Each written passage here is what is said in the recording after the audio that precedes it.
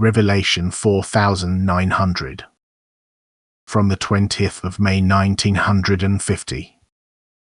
Retribution and rescue work. Spiritual need.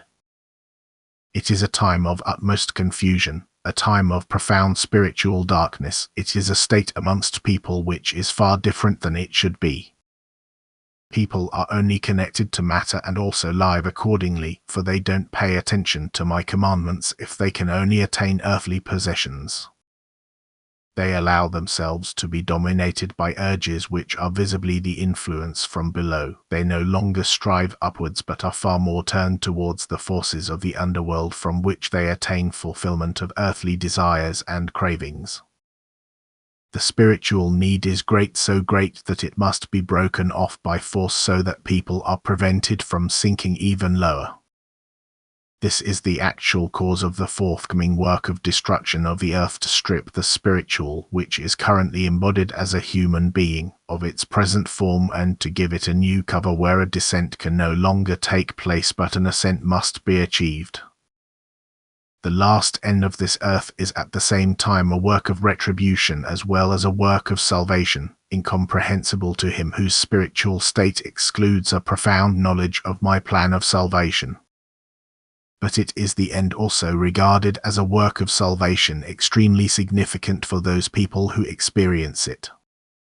For the new banishment in solid matter is an agonizing state that I want to save all people from having to walk the path through the whole of creation once again.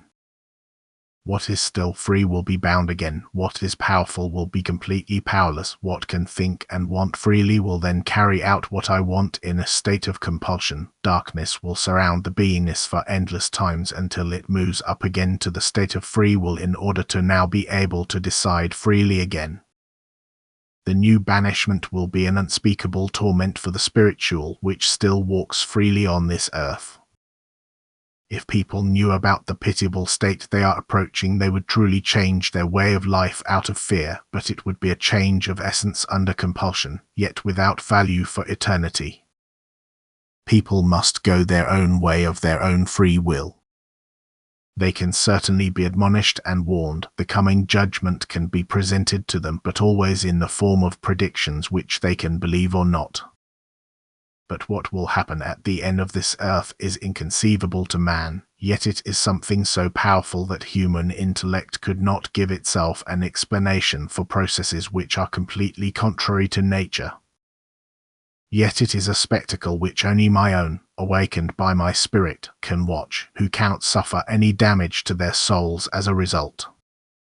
But the rest of humanity, in its horror, is incapable of processing the impressions intellectually, for it only sees death before its eyes, which is also its fate, spiritual and earthly.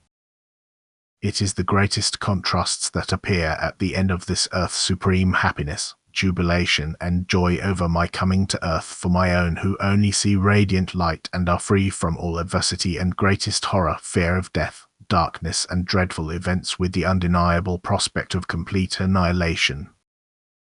You humans are still given a period of time in which you can determine the outcome for yourselves. Gifts of grace will constantly be sent to you through which you can become sighted if you are willing to do so.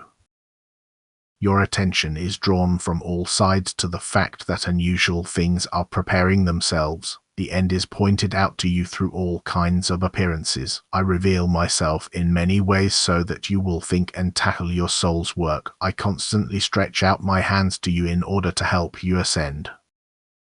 But I leave you free will. Use it in the right way and pay attention to the announcements of seers and prophets. The time will irrevocably come when everything will be fulfilled. Therefore take care that you belong to those who need not fear the day, for whom it will be a day of rejoicing and bliss, as I have promised. Amen.